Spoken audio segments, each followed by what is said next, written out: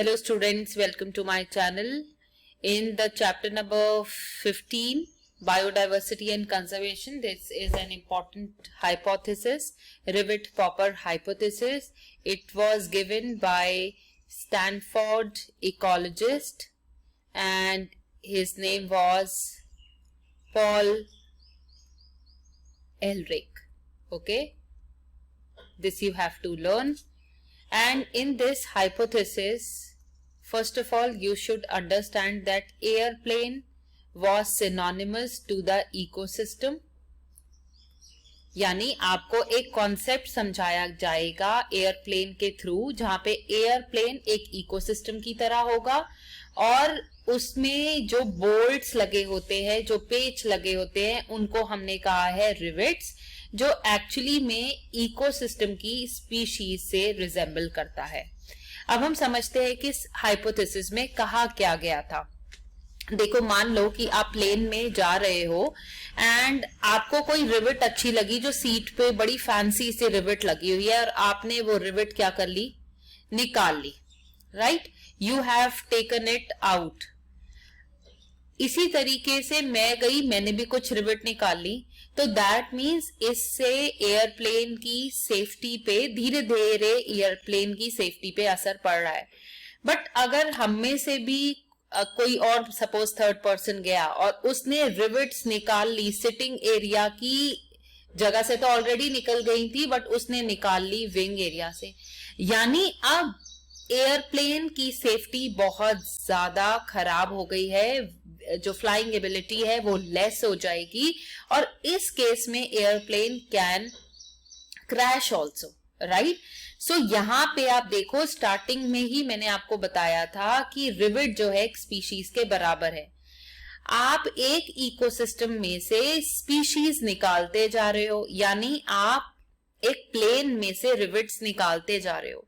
But अगर आपने ecosystem में से मेन स्पीशीज ही निकाल दी, यानी आपने प्लेन में से रिवेट्स अगर विंग वाली जगह से निकाल दी, तो प्लेन फ्लाई नहीं कर पाएगा। इसी तरीके से इकोसिस्टम की पहचान होती है कुछ स्पीशीज जो इकोसिस्टम की कैरेक्टरिस्टिक्स को डिफाइन करती हैं।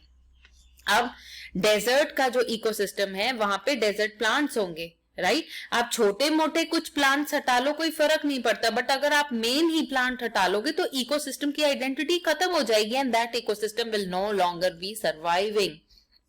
This is Rivet-Popper hypothesis that was given by Stanford ecologist and his name was Paul Ehrlich. Please do remember, जब आप इस हाइपोथेसिस को बताओगे, आपको ये वाला पॉइंट लिखना मस्ट है, जिसमें आप बताओगे कि airplane was considered synonymous to ecosystem और rivets were considered synonymous to the species. Rivet का मतलब है बोल्ट, जो कि प्लेन में लगे हुए होते हैं, जिससे प्लेन का स्ट्रक्चर थमा हुआ है। अगर आप बोल्ट्स को निकाल दोगे तो प्लेन वीक हो जाएगा, बट अगर आपने विंग एरिया से निकाल दिया तो वो सुपर वीक हो जाएगा और it may crash also. Rivet-popper hypothesis.